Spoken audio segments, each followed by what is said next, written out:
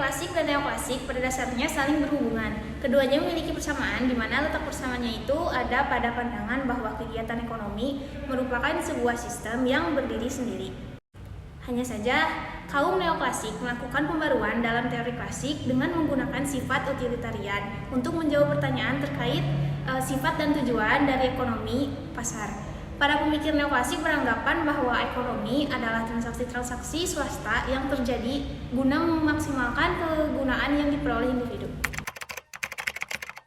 Semenjak didengungkan, pemikiran Marx dan Engels memang tidak bebas dari penolakan para pemikir.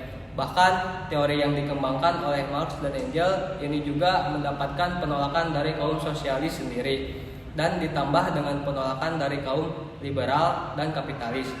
Adapun para pemikir ekonomi dari kaum liberal lalu dimasukkan dalam suatu kelompok pemikir ekonomi yang disebut teori neoklasik.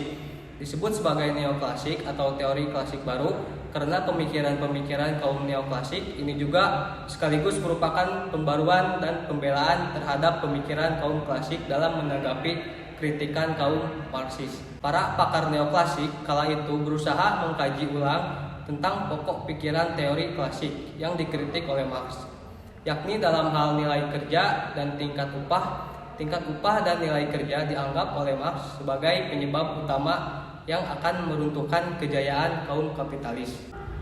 Beberapa pakar yang berusaha melakukan penelitian, yakni Stanley Gibbon, Leon Walras, Karl Menger, dan Alfred Massa. Keempat pakar ini melakukan penelitian mengenai hal yang sama, yakni teori nilai lebih dari Marx.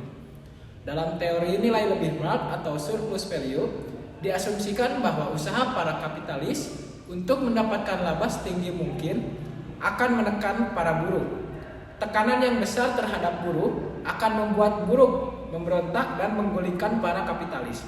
Pada akhirnya, kekuasaan pemerintahan akan dipegang oleh para buruh. Proses ini diyakini Marx akan terjadi secara otomatis dan akan menjadi tanda keruntuhan bagi kaum kapitalis. Berdasarkan asumsi di atas, keempat pakar tersebut membuat penelitian secara terpisah dengan landasan teori-teori ekonomi. Lalu kesimpulan yang mereka dapatkan rupanya sama. Dalam penelitian mereka didapatkan bahwa teori surplus value Marx tidak mampu menjelaskan tentang nilai komoditas atau modal ini secara tepat. Alhasil, kesimpulan ini meruntuhkan seluruh bangunan teori sosialis yang dikembangkan Marx dan Engels, serta mengembalikan kekokohan sistem kapitalis. Hal ini sekaligus menyelamatkan para kapitalis dari kemungkinan krisis. Selain itu, para pakar ekonomi neoklasik juga menolak kritikan Marx mengenai asumsi mekanisme pasar. Marx mengklaim bahwa pemikiran kaum klasik mengenai mekanisme pasar yang bisa berjalan dengan sendirinya yang pada akhirnya akan mengarah pada keseimbangan tanpa harus ada campur tangan pemerintah adalah keliru. Pemikir neoklasik memang mengakui bahwa ekonomi memang tidak selalu bisa berjalan mulus secara alami dan tidak bisa selalu menuju keseimbangan secara otomatis.